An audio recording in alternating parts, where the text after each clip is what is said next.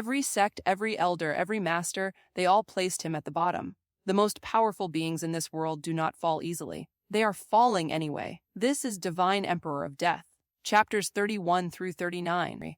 You. Shut up. The assassin swirled his body and kicked Bowen's head, instantly rendering him unconscious. Why did you beat him? Davis revealed a frightened expression on his face, but he could tell that someone was now targeting him. Ha ha, Prince Davis, no need to worry. I've been tasked by your imperial father to rescue you, and this guard just won't let me take you away from here. My name is Tyke. The assassin removed his hood. He possessed a handsome face that made him very easy to approach. Is it true? But why does my imperial father need to rescue me? Davis questioned. You don't know, your highness? The war between our Lorit Empire and two other empires, the Raven Empire and Triter Empire, is ongoing for more than a year. Really? Will my imperial father be able to win? Davis asked worriedly. Inwardly, he became astonished as he finally knew what had, and still has been plaguing his parents for so long. He had tried to find out before, but no one surprisingly let out a word of it. Unlike modern Earth, the information could be easily suppressed as long as people looked the other way, and the imperial castle was an enclosed space where information could be easily contained or let out, depending upon the brass. There is no way our emperor will be able to win against two empires. That's why we are going to escape. Okay, so father did send you to rescue me, yay! Davis cheered me. His expression was as he had entirely believed him. Yes, your highness, let's go. Tyke equally encouraged but sneered inwardly, and he felt somewhat pleasurable to trap a prince with cheap tricks. Okay. Davis smiled as he held Tyke's hand over his own accord. Tyke almost laughed, but he kept his cool and smiled refreshingly at the prince. They looked as if they were father and son, happily walking while holding each other's hand. Tyke felt increasingly wanting to tease the prince. He didn't think tricking a child of higher status can be this addicting and easy. His lips were slightly twitching, wanting to remove his own facade so that he could see the stupid expression on the prince's face. His eyes lit up as he thought up a plan. Just when they were at the entrance, Tyke suddenly uttered, "Ah, Prince! I just remembered that I was sent by the invading empires and not your imperial father!" You're lying! Davis made a surprised sound and an expression that said that he didn't believe him at all. Tyke slowly turned around, his face filled with scars, while not looking handsome anymore. He wanted to see the terror on the prince's face so that he can finally proceed to knock him out and abduct him. Davis suddenly let out a mocking expression, his lips curving into a grin. Tyke became astonished as he realized that the prince didn't seem to be terrorized. Why don't we end this farce? Mr. Casper Davis calmly spoke, his adorable eyes becoming abnormally sharp. Tyke's pupils dilated as he immediately felt that something was wrong and jumped back. His instincts as an assassin were screaming for him to retreat. However, his eyes that were wide open turned soulless, and before long, he then started spilling out any information about the current situation he knew before he clenched his heart and died. Davis removed assassin Casper's spatial ring and bound it as his own. He then erased the soul marks of his father and mother using the power of the death book. During the experiments, he noticed that the death book inside his soul emits a dark and perhaps an evil-like energy which is especially useful to corrode and exterminate souls. With this kind of energy at his disposal, he found it extremely easy to get rid of his parents' soul marks that hovered in his soul sea like a floating rock in the ocean. He then wore the low-level sky-grade black robe which was given to him by Logan. It conceals a person's cultivation undulations deeply. He then proceeded to store Casper's corpse in the spatial ring as he made his way to the northern gate.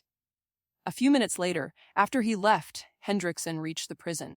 He was incredibly angry to see all the guards before the entrance was brutally murdered. He went inside furiously, only to see the head guard, Bowen, unconscious, and the prince missing. He then woke Bowen up and managed to learn that Davis had been abducted. He then took out his crystal and reported it to Logan. After arriving at the North Gate, Davis saw how his father despaired as well as how his mother got humiliated by them. With a hateful expression on his face, he imagined that he would immediately give the two emperors cruel deaths, but then realized that their soul was more powerful than his killing prowess with the death book by a few unknown levels and stages. Davis had reached low-level infant soul stage while he was in prison. He had found that the Death Book can absorb the souls that it kills and refines it to increase his soul-forging cultivation. He was already on the verge of breaking through earlier from the peak level, so this ability had helped him a lot in breaking to the infant soul stage. However, it cost the lives of a few prisoners, as some of their soul-forging cultivation were very weak. The people above the battlefield then talked about their armies fighting each other as Davis silently waited for his opportunity to massacre them. He used his death god sense, the ability he gained after reaching the infant soul stage during his stay in the prison, to write the names of all the soldiers and commanders of the opposing army. He used the Death Book in tune with his soul sense to use the death god sense. Using it, he could see the names and lifespans of all the people who were within the range of his soul sense. The death god sense was used along with his death god eyes. Hence, his mind worked fast enough to cast the names on the Death Book residing in his soul. His soul force did all the work at extreme speed, writing all 2 million names within a minute on the Death Book. After massacring them while watching it with cold eyes, Davis didn't opt to absorb their deceased souls, afraid that he felt that he would get caught. He felt that the gathering of millions of souls might attract attention, and he needed to be closer to a corpse to absorb it as far as he knew. Hence, the 2 million-plus souls had all gone to waste. Perhaps if he absorbed it, there wouldn't be much of a change, since the soldiers seemed to have no soul-forging cultivation. Even the prisoners were better, as they had some level of soul-forging cultivation. Hence, even if he absorbed all these 2 million-plus souls, he felt that he wouldn't have much of an impact, since he learned that quality matters when absorbing and refining the souls. He perceived that even if he discarded all his inhibitions and threw away his caution to the wind and absorbed all these souls, he could tell that he would perhaps reach the peak level of infant soul stage and not the next stage, the young soul stage. Davis then promptly left the northern gate slowly when no one dared to speak or probe around with their senses in fear of the so-called senior. After that, he swiftly returned to the prison and saw that there was no one present currently except the prisoners. He swiftly had an idea. He went into an isolated cell that hosted a living prisoner and entered it. Davis then used the Death Book to write the prisoner's name to make him his puppet. He then retrieved Casper's corpse, a dagger, and a sword from the spatial ring, unbound it from himself, and placed it on the corpse. He then gave the sword and the dagger to the prisoner. The prisoner stabbed the sword at the heart of Casper's corpse. The sword plunged right into the chest, piercing into Casper's heart. Davis then took a deep breath. He clenched his fists, made his soul blindly fluctuate 2,000 meters to his surroundings, and made himself faint beside the corpse. This caused a slight amount of damage to his soul, but was quite negligible in the long run as he could heal it. The prisoner who saw that bit his own fingers and drew on the wall of the cell with his blood. He then stabbed himself in the heart using the assassin's dagger. Hendrickson, who was wildly escaping with Clara and Bowen in the southern direction, immediately noticed the soul fluctuation. "It's coming from the direction of the prison," both exclaimed simultaneously. Hendrickson looked at Clara and gritted his teeth. He then gave Bowen a transmission crystal and ordered, "Bowen, immediately check what's happening in the prison." Bowen accepted and quickly went to check inside the prison, only to find Davis fainted beside the assassin's corpse and a prisoner's corpse. Bowen instantly went aghast, but then saw some words written on the wall that looked like a dying message. "I hope that with this, the Lauret Empire will forgive my sins." Bowen belatedly understood and checked that the prince was still alive and only fainted. He promptly reported it to Hendrickson, who then relayed it to Logan. "Emperor, we found the prince fainted in the imperial prison along with 2 corpses. One seems to be a prisoner while the other seems to be an assassin." "What?" Hearing that, Logan was so ecstatic that he couldn't believe his ears. After all, he thought that Davis was abducted. "Yes, what I've said is true. I am at the southern gate of the imperial capital with Clara." Bowen made his way to secure Davis and escape. "No need. We won the war." Return to the imperial castle as quickly as possible with Bowen and Davis, Logan commanded excitedly. "What? Did we truly triumph this war?" Hendrickson couldn't believe his ears. He remembered that the situation was in despair. How could it possibly change? But there was no way the Emperor would lie to him, especially when the safety of Clara Lauret, the first princess, depended on him. "Yes!" Hendrickson immediately changed his course and headed back to the imperial castle while informing Bowen to return to the imperial castle with Davis hurriedly. He trusted the Emperor's words, so he tried to return as soon as possible. Logan hastily returned to Claire, who was still trying to get away from their encirclement while launching flaming attacks at them. However, due to pregnancy, her attacks were so weak that it was unable to harm the family heads of the noble families and the others. They just passively defended, trying to quell the Empress's anger with words. When Logan saw her, he immediately sent a soul transmission to her. Claire! Davis is safe. Claire, who stopped attacking upon sensing Logan's return, became ecstatic but also despaired that she lost Davis. Her heart sank, but when she heard Logan's words, she had an angry yet confused expression on her face that remained lit with hope. What? You're lying! How? She cried and believed that Logan was lying, just to make her calm down. Really? Hendrickson and Bowen managed to find Davis fainted inside the Imperial prison. Let's go back to the Imperial castle and meet them. Logan excitedly explained. Claire became stunned, a misunderstanding. She then became so ecstatic that she immediately left in the direction of the Imperial castle before Logan could even catch up with her. Claire reached the Imperial castle, and just when she entered, she immediately saw the unconscious Davis, who was being carried by Bowen. Davis. Claire immediately took Davis from Bowen and wrapped Davis in her arms as she hugged him tightly, shedding tears of joy. Logan also arrived and finally let out a contentful smile when he saw the spectacle. He then heavily heaved a sigh of relief as he thought of successfully avoiding the worst possible outcome after that mysterious senior had saved them. A month passed from the time the invasion ended. Davis managed to explain that he and a prisoner teamed up to kill the assassin. He explained it in a way that implied that he knew the prisoner and somehow befriended him before the assassination attempt. He said that the assassin and the prisoner managed to stab each other when he attacked the assassin's soul, which made the assassin an easier target. Although his parents had their suspicions about the whole scenario, they did not cast much suspicion on him, and neither did they even doubt if he was the one behind the massacre of the 2 million-plus soldiers. Not even one person connected the Weil massacre to Davis, and neither did they have enough evidence to link that Davis and that mysterious senior was one and the same person.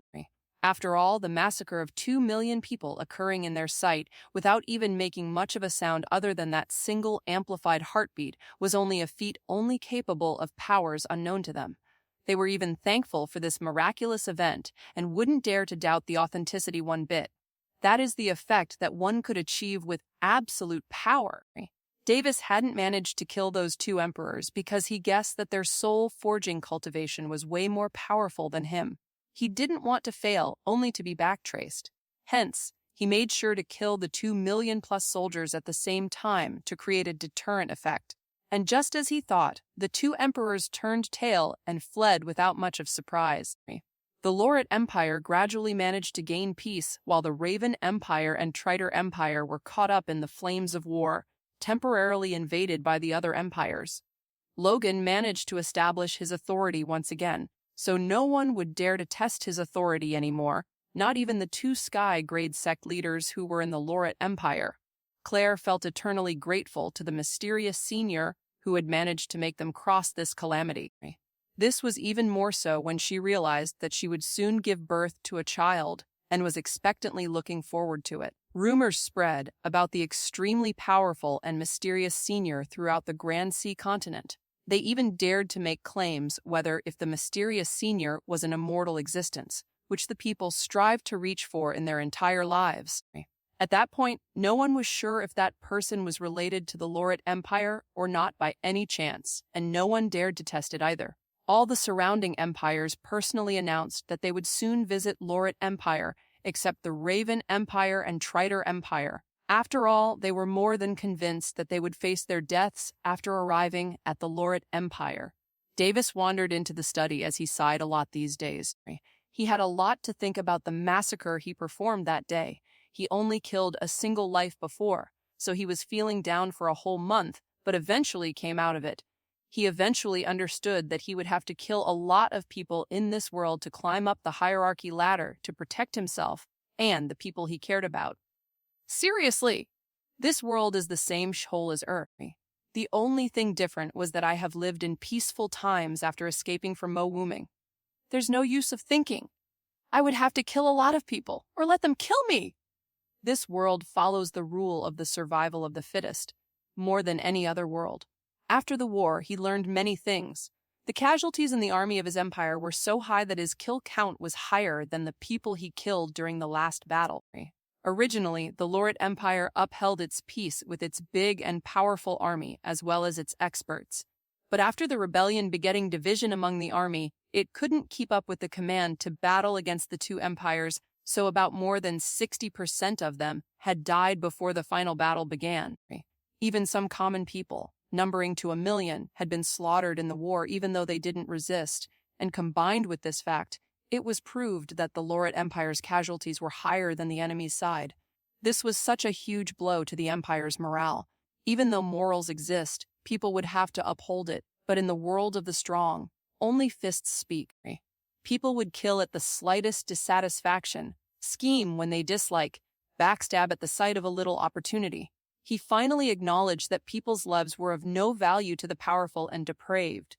Being showered in the love of his parents, he almost forgot what kind of a world he was living in because the walls of the imperial castle was so secure and peaceful that he found himself enjoying his life while being on experimenting over his newfound powers born from cultivation. However, he finally got out of this mindset. After all, the war and his visit to the imperial prison taught him more about the cruel side of this world.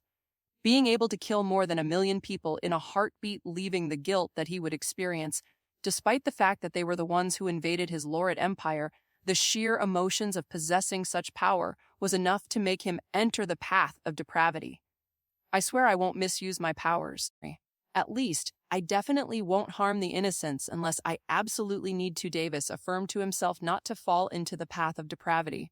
Davis didn't like to resort to this kind of massacre. If he could have, he would have killed the 2 emperors instead, and that would have sent the army running with its tail caught between its legs.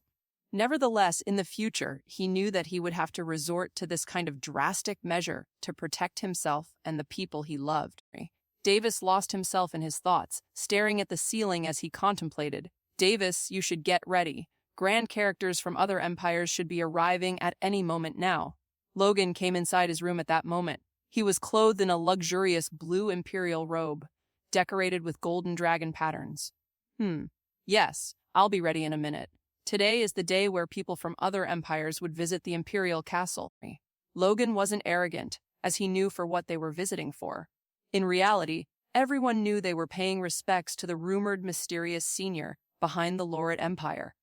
Although they weren't sure that if the mysterious senior was present, merely making good relations with the Lorit Empire was advantageous to them as well. Davis readied himself as he wore a blue imperial robe of his small size, adorned with blue crystals on his shoulders that glowed like a sapphire gem. Davis nodded, and they both headed to the throne hall. They reached the throne hall and sat on their seats. Logan was seated on the throne while Davis sat beside him on a small seat. The Empress's seat was empty as Claire was nowhere to be seen. Claire chose to stay in her quarters since she was 7 months pregnant. Clearly, there was no need for her to attend. Clara was with Claire, although it was unknown whether she was sleeping peacefully with an adorable face or playing with all her strength. Davis, let me give you a heads up. Other than those 2 empires who invaded us, there are 5 more empires in this continent. Logan explained, afraid that Davis didn't know who and all were visiting. I know, Father. I've seen the continental map before, and my geography tutor had rather made me learn almost all the important locations. Davis grinned. Oh, good. Then explain what the other 4 empires are in our Grand Sea continent. Logan tested him. Yes, though there are many low-grade, self-proclaimed empires between all 7 of us in this Grand Sea continent, I'll not mention them.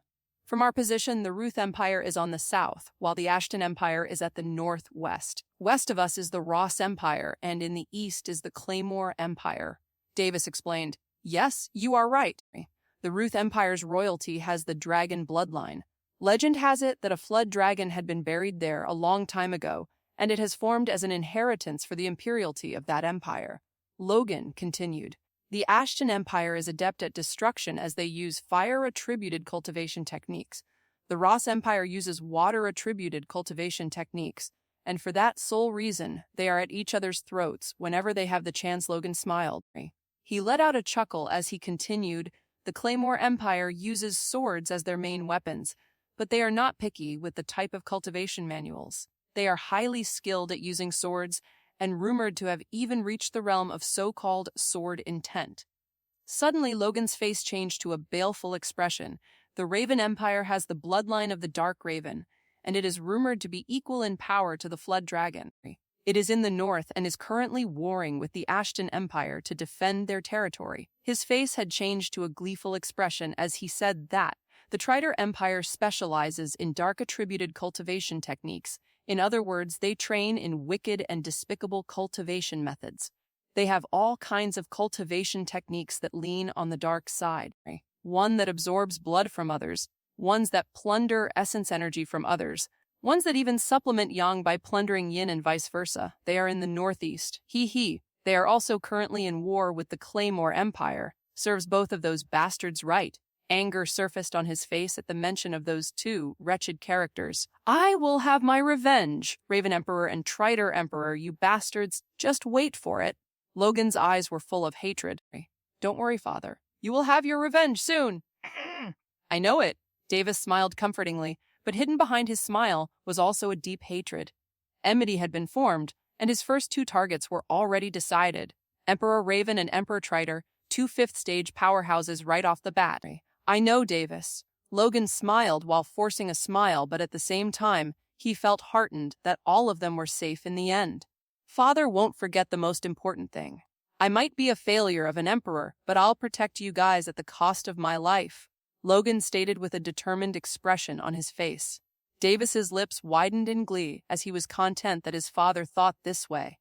He didn't want a father who was spouting all emperor nonsense in any way. A few minutes passed before a guard announced the arrival of the various personnel from the other empires, one by one. The first to show up was the Ruth Empire, followed by the Ashton Empire, Ross Empire, and finally the Claymore Empire. Logan lifted his brows but was not surprised. The ones who showed up were the emperors of each empire, not the envoys. They gave respect to the rumored senior behind the empire, not him, the current emperor of the Lurid Empire. He thought that they would send some envoys, but it looked like they actually came as they said they would. They greeted each other and sat in their designated seats respectively. A banquet was set up way before they arrived at the venue. Each of them enjoyed a variety of exceptional delicacies consisting of peak-level Sky Beast stage magical beasts. Sky Beast stage magical beasts were equal to the third stage of the human cultivation. Emperor Lorit, this blazing tiger meat is delicious and nourishing as well. This should have cost severely. Are you sure that it's not going to diminish your empire's treasury? Emperor Alex Claymore curiously questioned. His face looked sharp while his eyes emitted sword-like intent that was capable of killing with a single look. He looked fit with his body draped with a tight-fit, luxurious sword-patterned robe. Alex Claymore couldn't fathom how they were still rich even after facing two major calamities and almost thought that it was due to that mysterious senior. Damn, his looks can kill, literally! Is that the formless sword intent? Davis's thoughts were swirling around his mind. One look at Emperor Claymore, and that left his mind feeling dizzy inadvertently. He kept an innocent face while looking left and right, gauging the so-called grand characters of the Grand Sea continent. Haha, how can I hold back when I heard that the emperors were going to personally visit my empire? Naturally, if I can do this, then it is within my means. Logan grinned as he responded, his expression on the epitome of I can do it all attitude. Haha, the Lorit Empire sure is rich! Emperor Van Ross laughed. His face looked amiable, and his eyes were ocean blue different from Emperor Lorit's sapphire-colored eyes. He looked a little fat, but that doesn't warrant others to look down on him as he was strong. He wore a lavish, deep blue imperial robe with beautiful droplet patterns. Looks can be quite deceiving, Davis conceived as he gained a vague sense of unease while looking at him. Long years of peace must have filled their pockets immeasurably. Maybe the Lorit Empire is even rich compared to the four of us combined emperor. Louis Ashton smirked as he laughed. His face looked handsomely evil, and he wore dark red imperial robes with azure flame patterns. Davis looked at him, but didn't feel a sense of unease like Ross Emperor. Heavens, this guy looks so sinister, yet nice. He couldn't help but think a little bit confused about his temperament. Davis was the observing type. He used his own methods to judge a person's character, and it was 90% correct most of the time. Haha, surely you jest. Emperor Ashton Logan shook his head as he laughed. Now, there is no use probing, hence, let's enjoy the banquet a little more, gentlemen. Empress Isabella Ruth commented with a beautiful smile on her face. She looked like a beauty who could deeply quench a man's desire. She looked mesmerizing with her laid-back personality and waist-long purple hair with puff and wavy bangs. She had a fairy-like skin tone, her body ample with assets that would make a man drool. She wore an azure royal robe that accentuated her beauty tenfold. Davis gulped silently, his gaze attracted by her curves. Perfect. Fortunately, no one looked at him, so he measured them as much as he liked. Yes. Yes, all three emperors simultaneously echoed as they laughed. Even Logan shook his head secretly. Her beauty was able to mesmerize everybody in this hall so much that they glanced at her from the corner of their eyes and didn't dare to connect gaze with her for even a short time. All the other three emperors were more than 200 years old. Everybody would think that she was a woman who lived for more than 100 years, but the truth was that her age was even lower than that of Logan. Nobody in this hall dared to underestimate this woman. Rumors had it that she was a power-hungry woman who had chanced upon an incredible lucky chance and had managed to secure the throne of her empire. So, Emperor Lauret, you know what we all are here for, and since none of us is going to be straightforward about it, I might as well as begin. Empress Isabella Ruth sighed with a flutter of her eyebrows, her movements no longer laid back. She hesitated for a moment but gritted her teeth in apprehension and asked away. The question is, does the rumored senior even exist? There was a moment of silence in the hall. Everybody was tensed except Davis, even acting as if he didn't know what these people were talking about. Haha, Empress Ruth, the senior truly does exist, but the point is, that grand person doesn't want to speak to me either. Logan smiled confidently and bullshitting. The discussion about the mysterious senior went on for about 5 more minutes. Seeing that the conversation isn't going anywhere, Emperor Ross decided to change the topic as he sighed. I'll leave it. I've already come this far, might as well make good relations with you, Emperor Lauret. He snapped his fingers and then presented a small treasure chest to Logan. It's my pleasure, Emperor Ross. Logan nodded and accepted the gift graciously. He opened it and was astonished to see an orange square-shaped fruit in it. He instantly identified it as the mystic tyrant fruit. Excellent! This could help Davis attain the tyrant physique. Logan became truly pleased, but also secretly laughed. The mystic tyrant fruit is a low-level sky-grade treasure, an ingredient that is used in making pills, and it has the effects to greatly strengthen the body. However, no one other than the higher-ups of the Lauret Empire knew that the mystic tyrant fruit aided in realizing the tyrant physique. The Tyrant Body Secrets Manual solely belonged to the Lauret Empire, hence Emperor Ross could have said to make a loss. No, an extreme loss, since he literally helped a prince of another empire grow extremely stronger. I'm glad to see that you are content about it, Emperor Lauret. Emperor Ross chuckled. After that, Emperor Claymore and Empress Ruth gave their gifts, but they were lower in quality to the mystic tyrant fruit. From this, it would be seen that the Ross Empire was at least sincere in their motive to make friends with the Lauret Empire, but who could deem that it was in good faith? Ho-ho, what's wrong, Emperor Ashton? Why are you still not presenting your gift? Don't tell me you forgot to bring one. Emperor Ross sneered as he made fun of his nemesis. Emperor Ashton narrowed his eyes in displeasure. One could tell that Emperor Ross was spot on. Emperor Ashton was a selfish person. He didn't think that Emperor Ross would give out a valuable gift.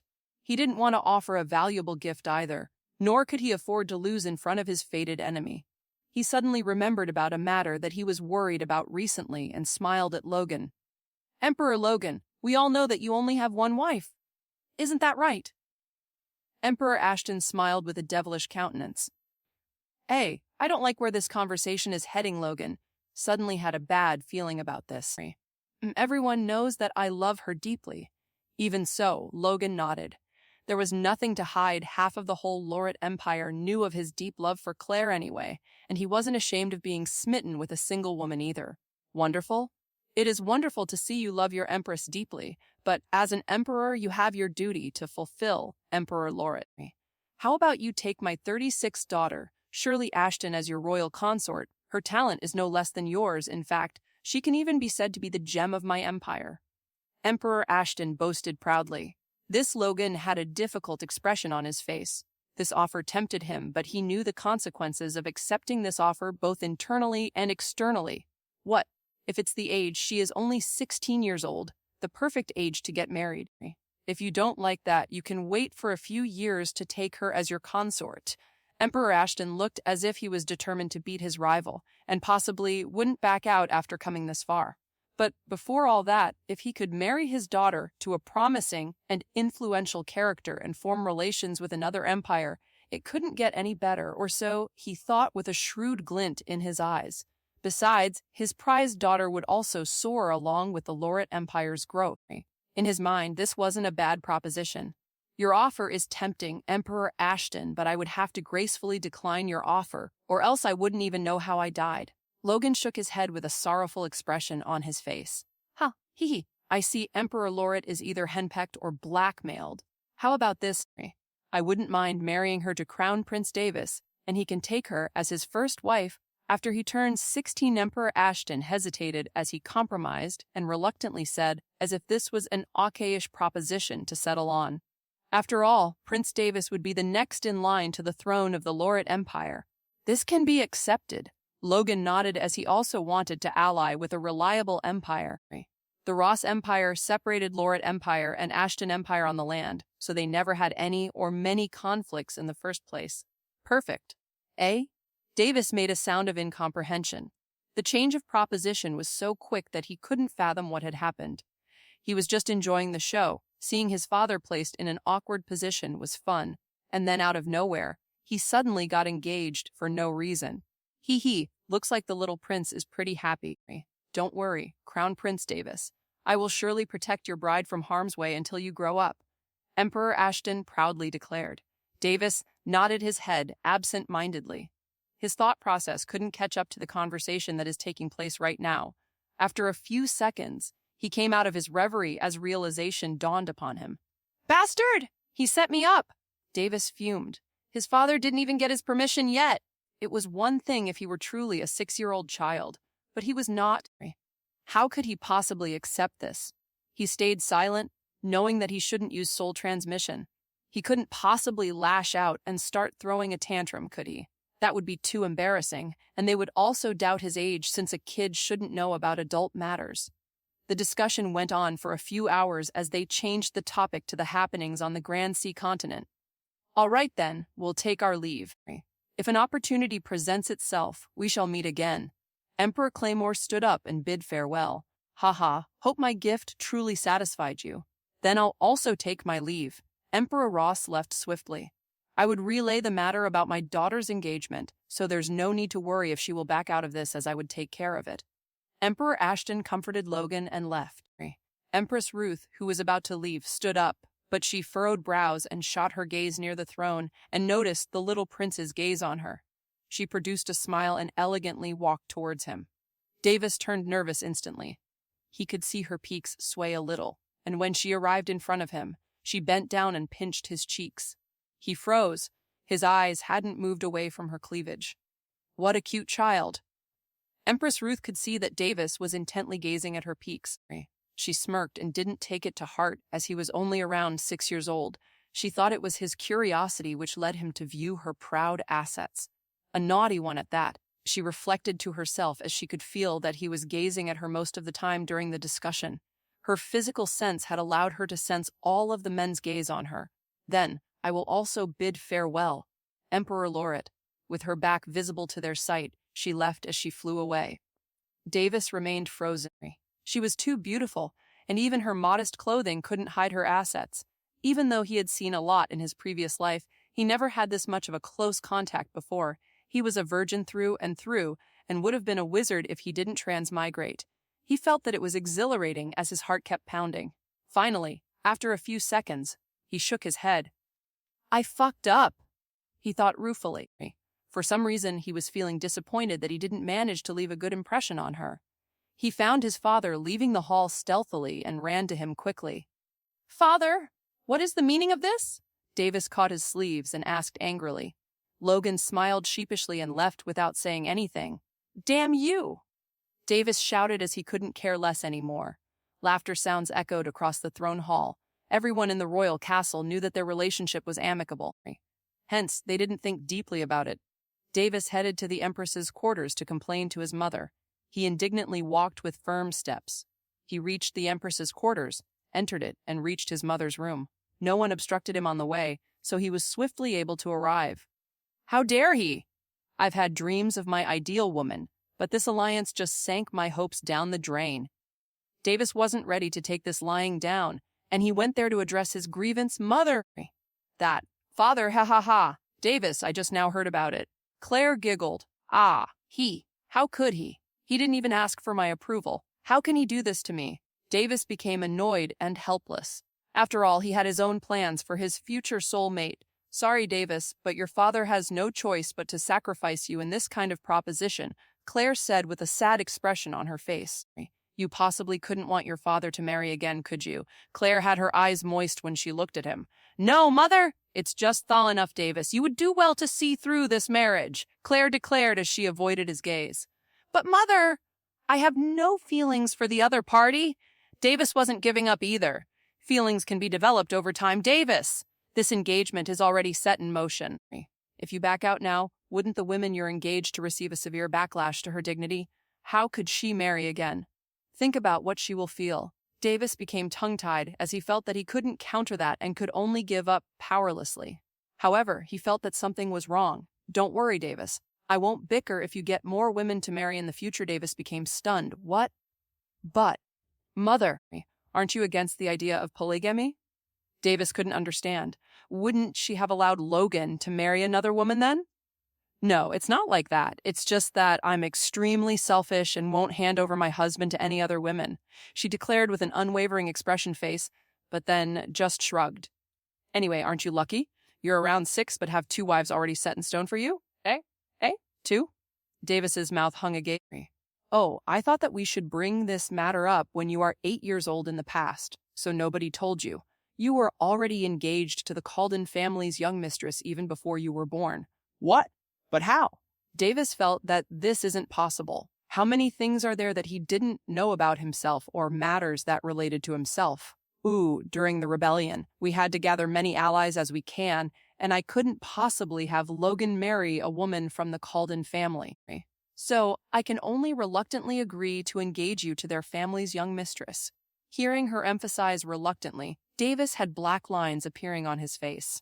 He now knew why he felt that something was wrong and why his mother supported his father in this case, because he realized he was screwed over by both of them. Time progressed leisurely and gradually. A year passed. Davis continued to cultivate in all 3 cultivation systems. He pushed himself overboard and was determined to work hard. After experiencing the bloodshed of war, he was once again made to realize that life and death can be determined in a single instant. Even he was able to end lives with the help of the death book in an instant, much less the powerful people who were possibly above the 5th stage with unknown yet powerful means. He heard from his father and mother that their continent was isolated, and it was difficult for people above the 5th stage to enter into their continent. So they speculated that seniors who had arrived during the war must have been way more powerful than experts above the 5th stage. If he hadn't heard that, then he would have still been complacent with his empire's power and position, although he knew that such a senior didn't exist. During this time, he reached peak-level bronze stage, peak-level meridian refinement stage, and mid-level infant soul stage. Davis made progress in body tempering cultivation system, the most reaching the peak level of 2nd stage, and even felt slightly proud of it. To enter the 2nd stage of body tempering cultivation, he swallowed numerous pills and tempered his flesh and further strengthened his meridians. The Laureate Imperial family had the required resources, and with his endurance, he successfully cultivated. As for soul-forging cultivation, he was a bit regretful that he didn't manage to absorb the souls of more than 2 million people he massacred. All of that went to waste. Otherwise, he thought that he would have possibly broken straight through the young soul stage. Of course, it was only in his imagination and knew that it was not realizable at all. Due to the abnormality of the prison, where numerous prisoners were dead, Davis temporarily avoided the prison and made an improvement in soul-forging cultivation by himself, experiencing an increase in level. Even so, with this kind of cultivation base, he was only 7 years old and soon going to be 8 years old. This was an achievement that no one in this grand sea continent was able to achieve. Logan took charge as the emperor seriously and cleared the capital of any insurgents and spies he could find. He executed all of them in public so people would have to think twice or thrice about being a spy again. Claire gave birth to another baby girl, the second princess, Diana Lauret. Diana was born normally, and there were no mysteries concerning her, unlike Davis and Clara. She was thankful for that as well, pretty much content that she got a normal child. Clara was able to speak smoothly, considering her age, which was only 3. She picked up the habit of reading from her brother and quickly learned the language of the world. Then she started to read about matters relating to cultivation, as if she were a cultivation maniac. This became possible because she liked to mimic her brother. Davis was so astonished to see his little sister be like that, as he didn't think a 3-year-old baby would be able to grasp thoughts and concepts so quickly.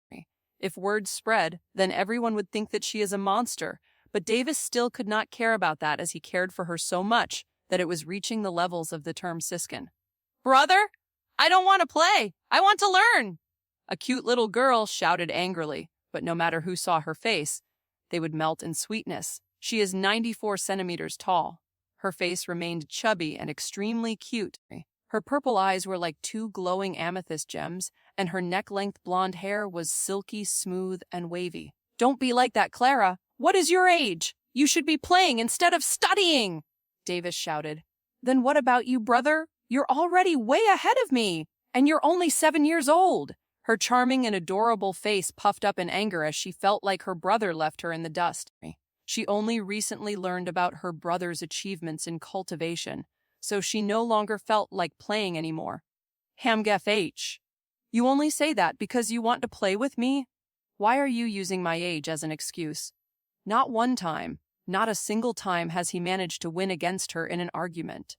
She could always see through his lies and was also extremely intelligent for her age. Maybe it was because of those eyes that she was quickly picking up anything and everything she was taught. Davis now felt like that there was no advantage in being reincarnated or transmigrated in front of other characters like her. "All right, you can learn but not cultivate. If you want to cultivate, you can only do it after you get permission from our father and mother." Davis sighed helplessly, as the days where he would even forsake his cultivation to play with his little sister was over. But Davis was having none of it. He waited for her purple eyes to stop glowing. Clara's eyes would slightly glow from time to time, randomly indicating that her ability was active, and for now, she had no control over it. "Fine! You don't want to play anymore? Then I won't talk to you anymore either. Shh. I'm going to see my sweet little sister Diana, who's way cuter than someone." Else Davis gave a side glance and left. Don Clara wanted to say it, but the words wouldn't come out. She held her hands in front of her chest and looked sad. "No. Brother is already so strong, and if I am still like before, then I won't be able to be with him." Clara's thoughts were pure without blemish. She solely wished to follow her brother as she heard tales about the world outside. As intelligent as she was, she realized that she was capable of complex thoughts for her age. She was only able to be herself when she was in front of her parents and her brother. She could feel the gaze of fear and doubt in other people's eyes when they looked at her, even when she was behaving normally. Even her parents were kind of awkward when she showed her intelligence, but her brother accepted everything. Clara could tell this because of her eyes that could see through deceit and lies. She could even see that most people acted in front of her, and that was quite an uncomfortable experience for her. So she had a slightly cold character in front of her parents and others. Only in front of her brother would she be a bit playful and warm. Only her brother was true in front of her. She could tell that, although he lied from time to time, there was only care in it, as he would immediately explain himself. "Shush! Keep up the act, brother!" Clara fumed with a flushed face and left. Although her eyes were not active, she would know if her brother lied or not just by her intuition. She even formed a habit of being capable of telling the truth apart from lies by using her intuition. Little did she know that she was little by little gaining control over her mystical transcendent truth eyes by practicing this habit. 4 months passed in the blink of an eye. During this time, Davis had managed to break through to the energy condensation stage, the second stage in essence gathering cultivation. Furthermore, he had started training in some battle techniques as well. He had eaten the mystic tyrant fruit and managed to attain the tyrant physique, making him invulnerable to people who were still in the bronze stage. He had to thank the foolish Emperor Ross for that, and thank his parents for giving this mystic tyrant fruit. His battle aura at least became 2 times stronger on consuming it. But he somewhat didn't feel happy about that, as he missed playing with Clara a little bit. He would go see her sometimes, but she would quickly send him back, making him return to study. He was feeling regret for playing that prank on her on that day, and thought that she had started to hate him, so he stopped bothering her for some time. He never had a little sister before, so he didn't know how he should treat her in this kind of situation. Other than that, today was a special day because it is his 8th birthday. He was feeling fidgety for some reason because he knew that today was the day he was going to get his personal maid. They brought her a month ago into the imperial castle, but he didn't get a single chance to meet her either, but knew that the castle maids likely trained her during this month. Apparently, the Lauret family assigns a maid to their princes after they reached 8 years old. He only knew this when he heard about the so-called custom assigned to the Lauret Empire's princes. In short, the so-called personal maids were none other than women who takes care of them in all ways.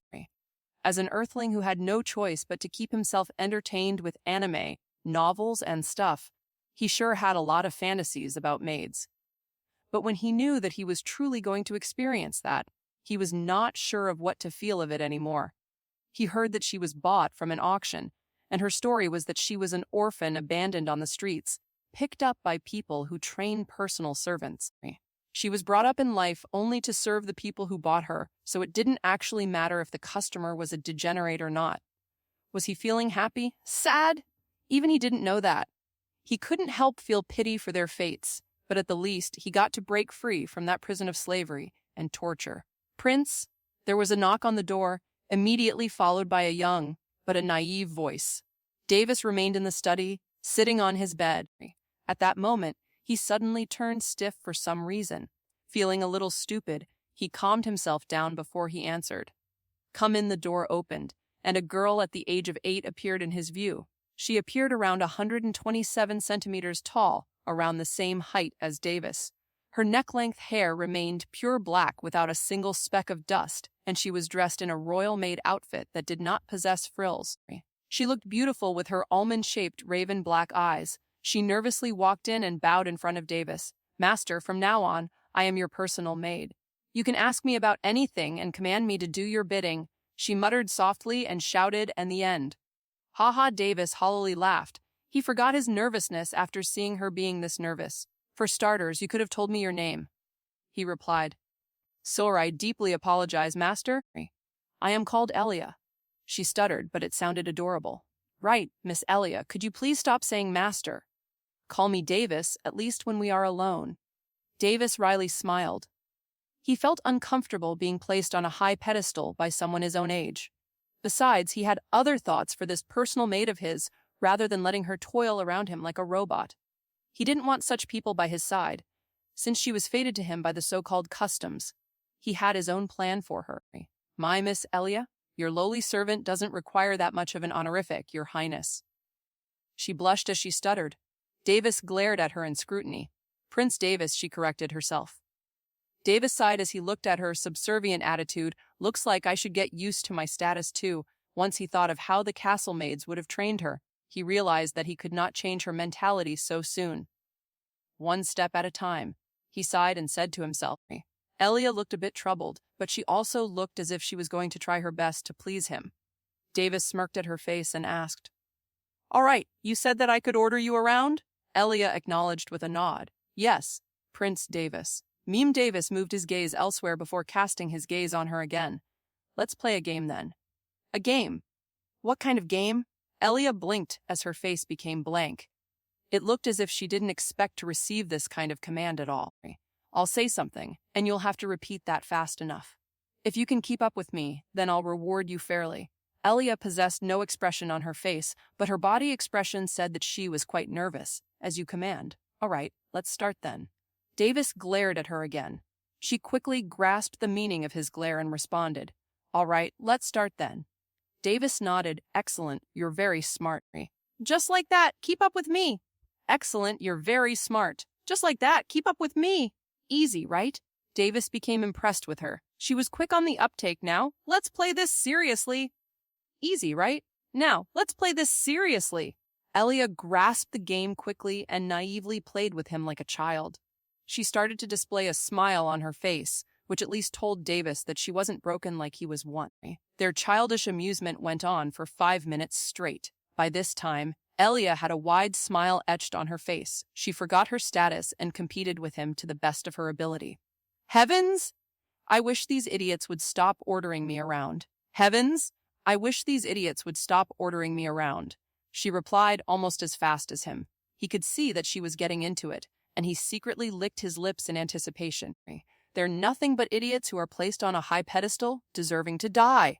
They're nothing but idiots who are placed on a high pedestal, deserving to die. Especially that Emperor Laureate, he is a fucking pig. Especially that Emperor Laureate, he is a fucking pig. Elia became really confused in that fast exchange, but chose to end the sentence with a doubt. Then she realized to her horror that the words she muttered were really blasphemous.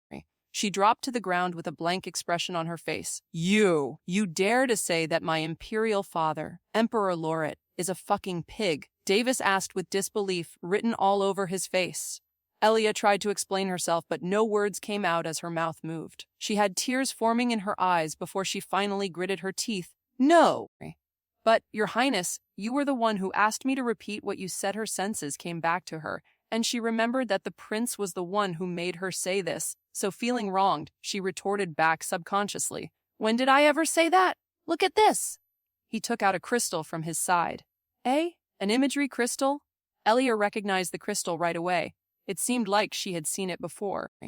Davis injected his energy into the crystal, and the crystal then projected numerous images flashing into thin air. It was playing like a video. Davis and Elia could be seen playing, and the audio could be heard as well. Just when Davis had said, "Okay, let's stop the game," she could also be seen to say the same sentence. After that, it was just her continuously speaking. The crystal was behind Davis, so only his back and her front could be seen. But no way. Elia shook her head and cried in disbelief. She started to think that she had hallucinated midway during the game. I have to immediately report this to my imperial father. Davis scrambled to get out of the study. No, Prince Davis, please don't. Please forgive this lowly servant. Elia cried out loud. She knew that she would lose her life if word of this gets out. Anything but that. I'll accept any punishments. Please punish this lowly one. She bit her lips and wasn't sure of her fate anymore. She even believed that her life was going to be miserable, starting from now.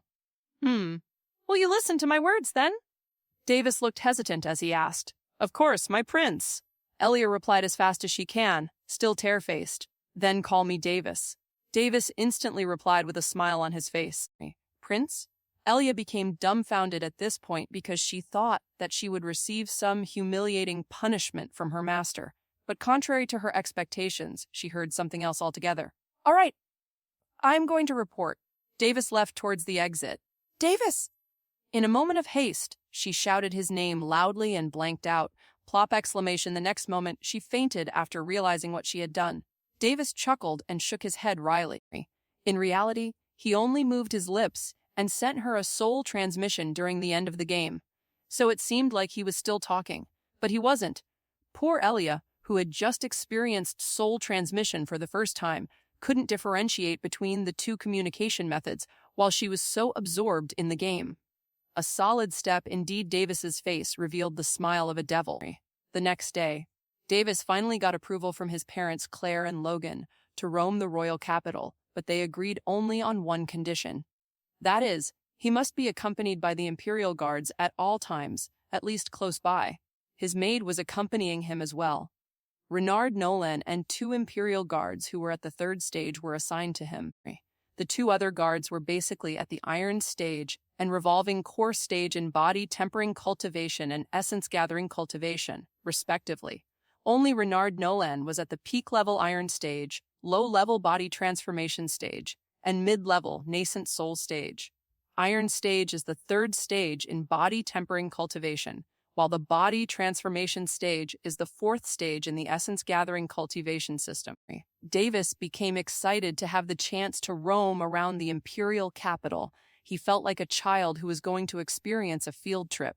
Of course, he didn't know what that feeling was since he didn't get to experience one in his previous life in the first place. Davis Elia and the royal guards had just exited the royal castle. He was still wearing the royal outfit while Elia was in her royal-made outfit, and the imperial guards wore shiny red armor. They went inside a carriage that reeked of the word royalty.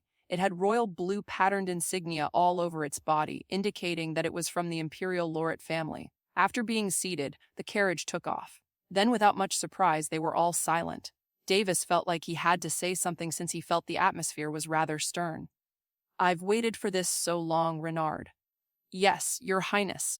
I've heard that Your Highness been cooped up all year in the Imperial Castle." That was pretty sad," Davis replied sadly, and suddenly he remembered. "Oh yeah, I've never got to thank you for rescuing me from that place." "Thank you, Mr. Renard." "No need to thank me, Your Highness. It was my duty after all." Renard responded with an indifferent expression on his face. Don't be so stiff. I want to make friends too." Davis smiled a bit. "Friends? But my status doesn't all if I say I want to make friends." "Then I want to make friends." "You got something to say about it?" Davis shot a glare, using his identity as a child to throw a tantrum. Elia and the others blinked. Elia couldn't fathom what was going on in this prince's mind. He was drastically different than what she imagined. "Your Highness, you can't be like this. You have your position and status as a crown prince. Please don't make it difficult for us." Renard wryly smiled. If word gets out that he made friends with the crown prince, then he would be suspected of taking advantage of the prince's kindness. To him, it was no different than being framed. All right. Davis then realized that his kindness could also be fatal to others sometimes. Since the other party lacked the courage, he no longer cared about and looked outside the carriage. The scenery was beautiful, with large buildings built in many different styles. On one side, he could see an old Japanese-style residence, and on the other side, he could see an old Chinese-style manor. Seeing that, Davis remained shocked. What is this? Why are the buildings a mixture of so many cultures? Cultures? Oh, does the prince mean the architecture of the building? There are many types of architectures available from the ancient era. This is the New Age era, so we don't differentiate between cultures anymore. We just take them as a type of architecture. Renard Nolan explained. New Age era? I've read about it. It looks like the ancient era had many people from Earth visiting this world. It looks like I'm not the only one. Davis mused. Legend had it that the Skyward Emperor sacrificed his life to bring the end of the ancient era. It was rumored that he was a man with great ambition. He managed to use his powers to grant a new language to all the living beings in the universe. It is said that led to people and magical beasts communicating much better with each other and the creation of a new era, the New Age era, but no one knows the authenticity of it. Oh, now I know why it is being called the Skyward language or the language of the world. Elia commented in response, but quickly placed her hands on her mouth, feeling that she had interrupted out of place. But contrary to her thoughts, no one came to bully or place her down. Davis kept looking at the window. He could see people walking to and fro, sometimes staring at the carriage with awe. He could see the capital city guards in every street they drove to, and he could see that they were at least at the second stage in either the body cultivation system or the essence gathering system. So they can be all commanded by me. Davis felt a sense of surrealism. Being cooped up in the imperial castle all day long, everyone listened to him, but they didn't nod to all his demands as there were many restrictions on him, with the main being that he was not allowed to go out. Hence, he never felt that he was a prince in a sense. But now, it wasn't the case anymore. He could tell them to die, and they would die. If not, the opportunistic others would force them to die. Just as the carriage was passing by, he saw a building that was 4 stories tall. There was a big banner-like board in front of the building that displayed "Stop the Carriage." Davis suddenly uttered, "What is it, Your Highness?" Renard asked with a doubtful gaze.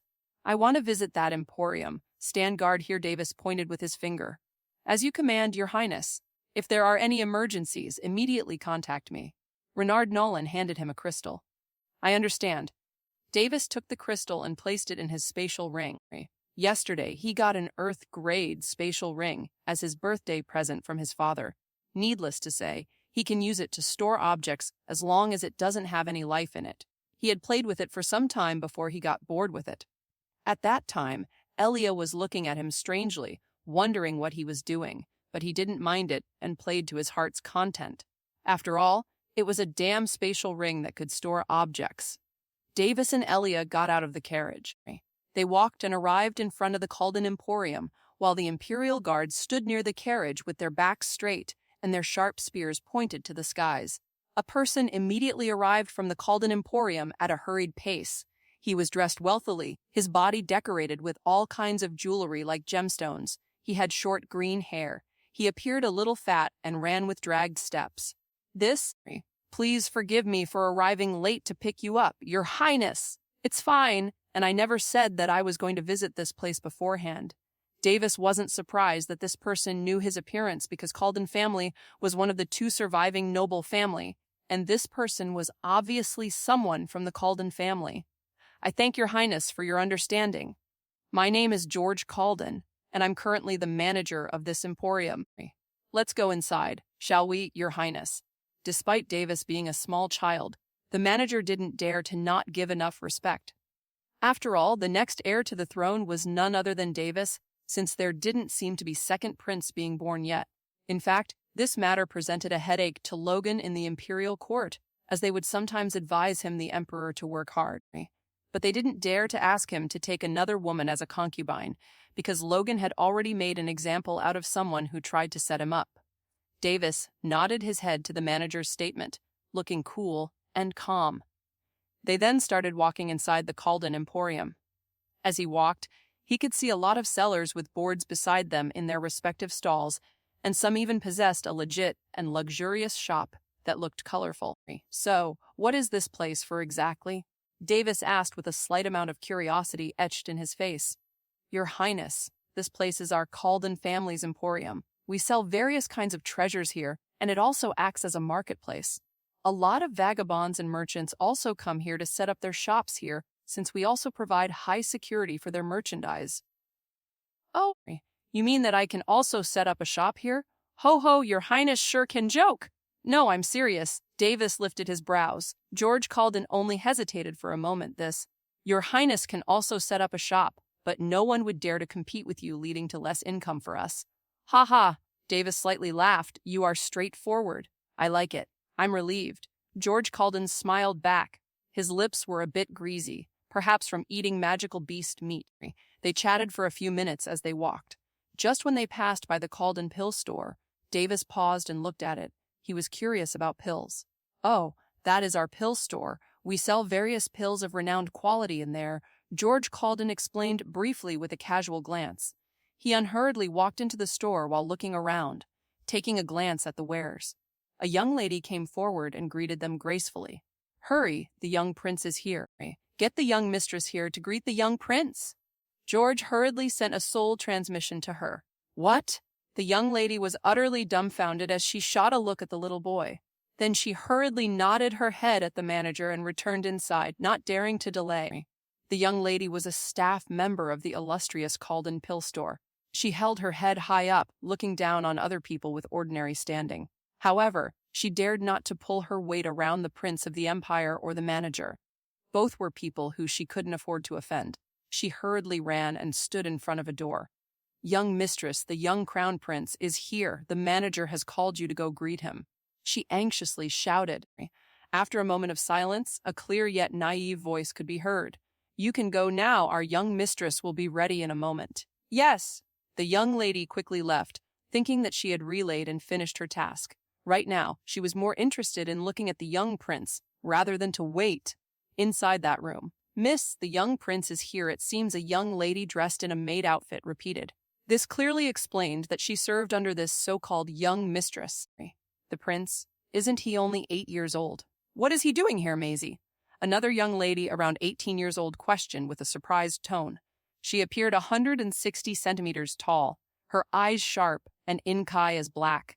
Her nose seemed to be small, with her lips upturned in a smile. Her lush green hair reached till her waist while she had her side hair tied up in a bun behind her head. Her twin peaks were plentiful while her buttocks were perky. She wore a black cheongsam with red stripes over its edges, and this absolutely made her look quite mature for her age because her bosoms were almost swelling. Perhaps the young prince could no longer wait to meet his fiancée. Maisie joked as she giggled. "Ha ha, he is only 8 years old. Surely he isn't here for me," the young lady said in a joking tone and shook her head wryly. "Even if he was here for me, I am merely designated to be his concubine. My fate is sealed for all we know. Maybe Miss should just escape from this place and go somewhere else." Maisie understood her mistress's plight, so she couldn't help but support her. Go where, Maisie? If I escaped, then I would be a sinner of the Calden family. Let's go see him, but there would not be much to expect from an 8-year-old boy, nor would there be much harm. The young lady smiled a little before she regained her bearings. She stood up and left the room with Maisie. "Look at this, Prince. These are all our topmost pills. This is a peak-level Earth Grade 3 Revolutions pill. It helps one break through the silver stage and the chances." George kept explaining all the top-tier pills they had in stock. Davis was listening to him patiently while taking in the newfound knowledge. Learning all of this, he suddenly had some interest in alchemy. How good would it be if I can make these by myself? Davis sighed. He became slightly determined to get a good teacher for his alchemy training. All this war and its after-effects had caused the Laurid Empire to be unstable. Without the rumored senior's fake presence, the Laurid Empire could have suffered another calamity. So with this situation over their head, Davis's parents didn't invite any outsiders over. Faint footsteps could be heard to his side. He turned his head to see a beautiful woman walk into the hall while being accompanied by a maid. The moment he set his eyes upon that lithe figure of hers, his eyes lit up in appreciation. She walked with an elegance that couldn't be found in any ordinary woman. Her eyes were a bit lazy yet beautiful as well as sexy in a mature sense. If there was a bulb over his head, it would have lit up bright by now. "Ha, Your Highness, let me introduce her. She is our family's young mistress, Evelyn Calden." George Calden laughed as he introduced me. "What a beautiful name," Davis absent-mindedly commented while watching her advancing towards him. He couldn't take his eyes off her, as he became truly captivated by her charm. "Wait! What? Your family's young mistress?" Davis's eyes were wide open as he recognized the name. "Yes, she is your fiancée, Prince Davis." George Calden nodded proudly while taking in his reaction. "That woman is my fiancée." Davis looked at her again and lost his composure. He suddenly felt that his mother did an excellent job by tying him in a marriage with this woman. She was totally his type. Evelyn came forward and introduced herself as she bowed lightly. "A pleasant day to you, Your Highness. My name is Evelyn Calden."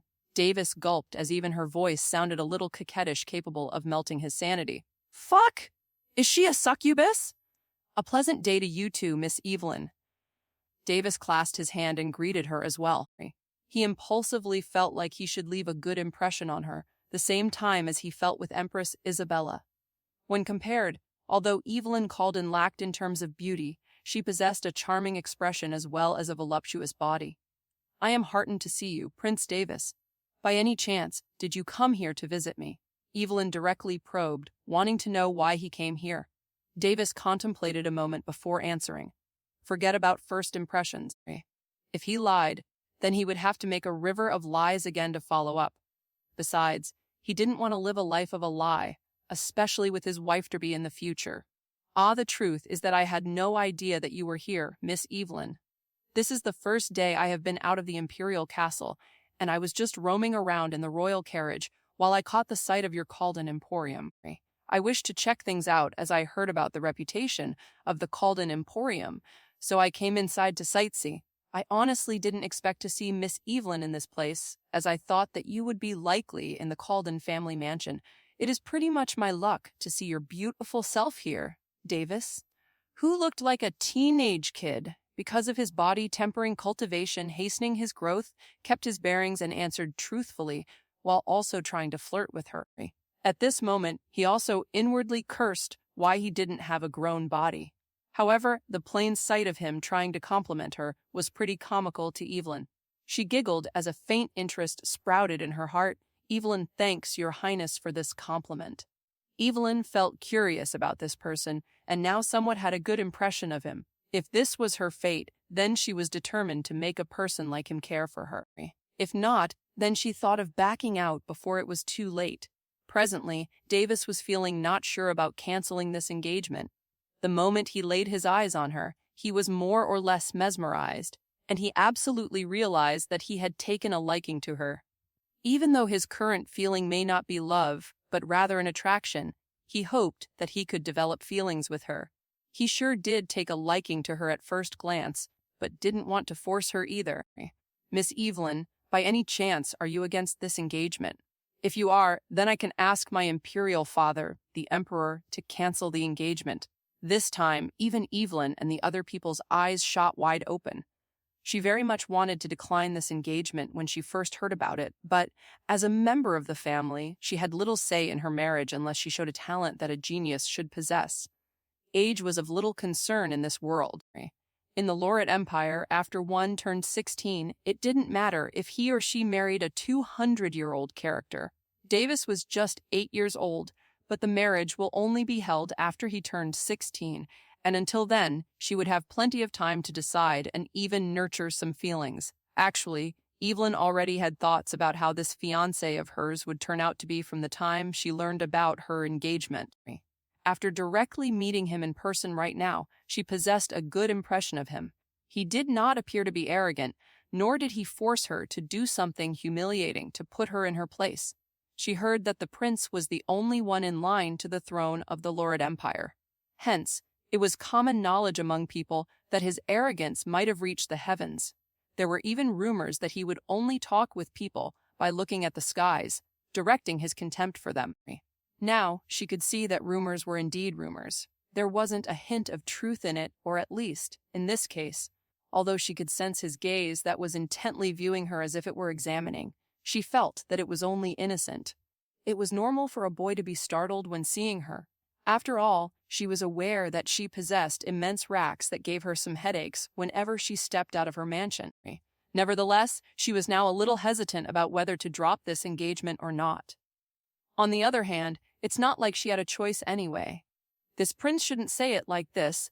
The engagement has already been Davis glared at George Calden, and that shut him up from saying any more bullshit. As you know, I have again been engaged to the 36th princess of the Ashton Empire.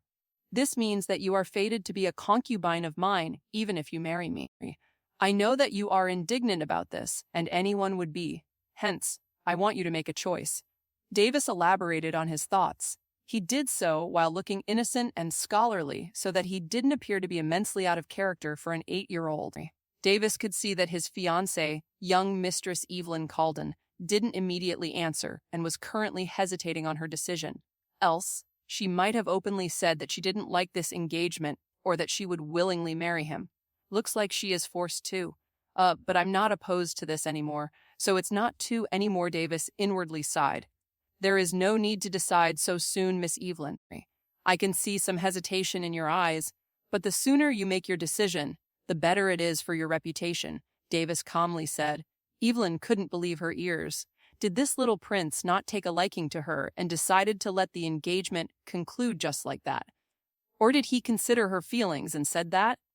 She couldn't guess which exactly was it, whether the former, latter, or else with another motive altogether. Then I bid you farewell, Miss Evelyn. Davis had no choice but to leave after creating this awkward atmosphere like a coward. He wanted to escape from further embarrassment as soon as possible as he felt that he would slip up. Just because he had transmigrated wouldn't suddenly make it easier for him to pick up a woman with his words left and right, although his status would. As a man with no experience, he had no confidence in himself. Hence, for the first meeting, he felt a few words filled with his intentions were enough. Elia followed him closely while she eyed him with admiration. She didn't forget the experience she had with him yesterday. It turned her view of the world upside down. She could even get into grave trouble by playing a simple game with him. What else has the prince has in store for me? She very much looked forward to it and followed him, like a curious cat. Elia clearly looked as if she wasn't the one to give up easily, but if this was her fate, to live as a maid till she dies, then she will her life to the fullest as a maid, rather than try to break free from it. Well, at least she felt that it was better than to die early by betraying the imperial family. After the prince left, Evelyn had a complex feeling emerge in her heart. Interesting, she muttered with a wide smile on her face, her lips turning into a sensual curve. If Davis had seen that, then there was a chance that he would have probably kidnapped her to make her his first wife. But of course, she didn't do that on purpose. But it was her natural disposition. Young mistress, the prince is just a little kid for now. So, what His Highness says will not affect the marriage in the future. Please give up any thoughts of backing out.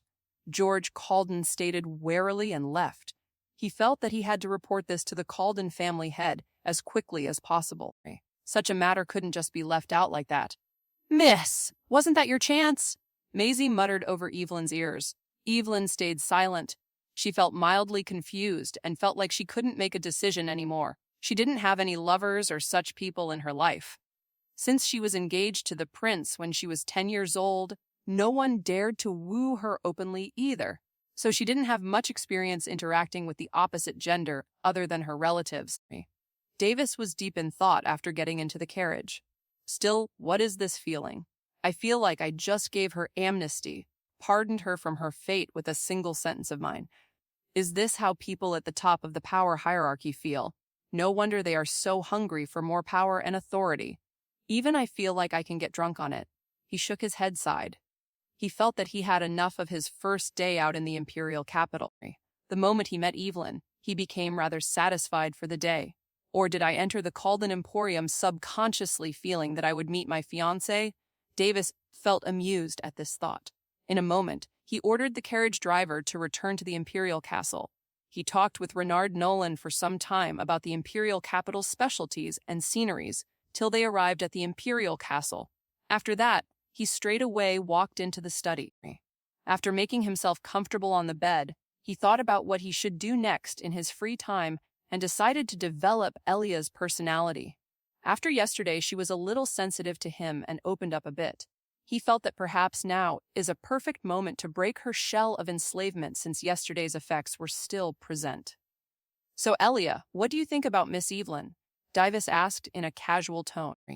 Elia slightly widened her eyes and thought for a second, I think she is very beautiful and is a perfect match with your highness. Elia shook her head and sighed in half-hearted admiration. Truly a match made in heaven. Davis glared at her. Speak your genuine thoughts. Elia's expression froze. Looks like I was found out her. She looks like an independent and proud woman despite her family circumstances, and I don't think that she will agree to be your concubine. Elia puffed and replied.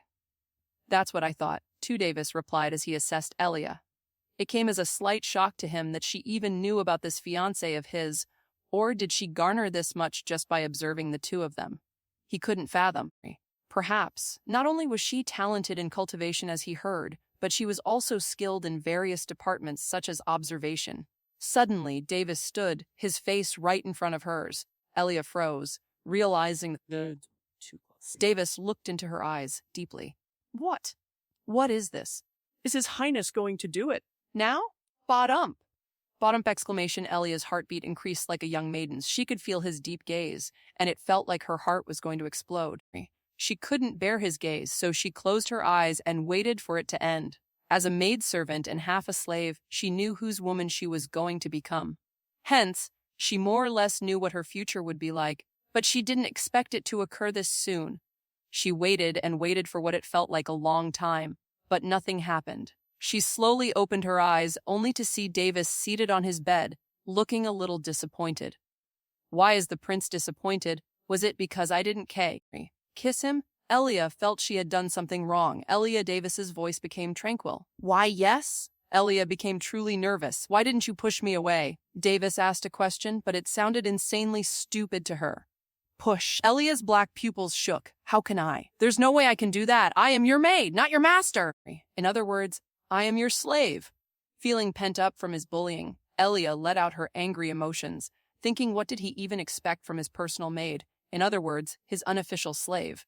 Davis inwardly smiled. Fortunately, it was just as he expected.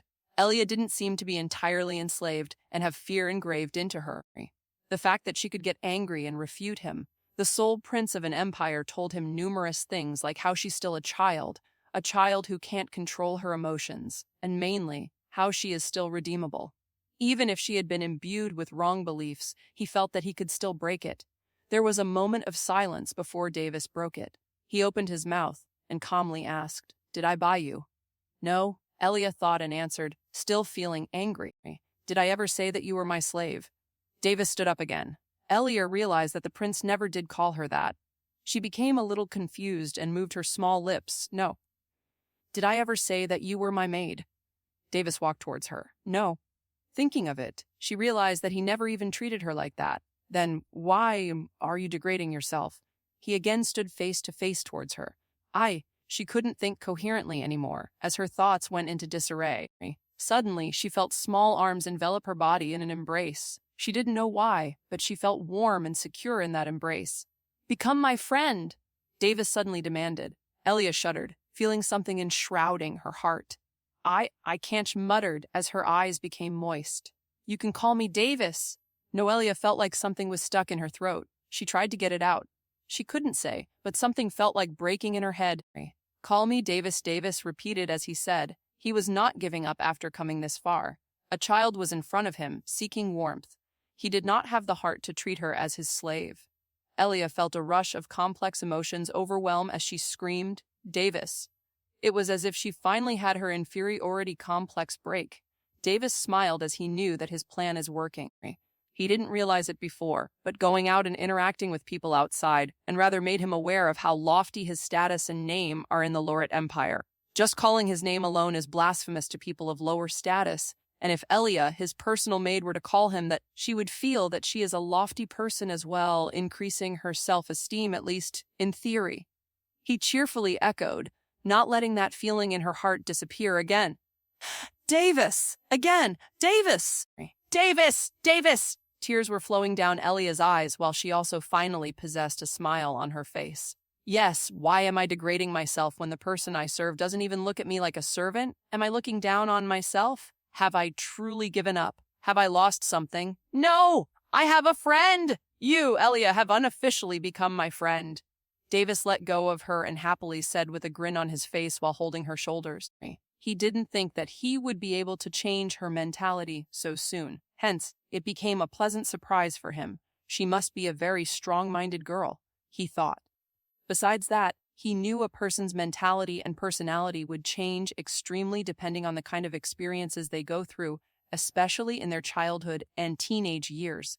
So if he had a chance to change her personality and temperament, he felt that the earlier he did, the better. Memlia bit her lips and nodded her head. At that moment, a thought sprouted in her head, which made her heart flutter. At this point, Davis didn't deeply realize that giving an inch can tempt people to take a yard.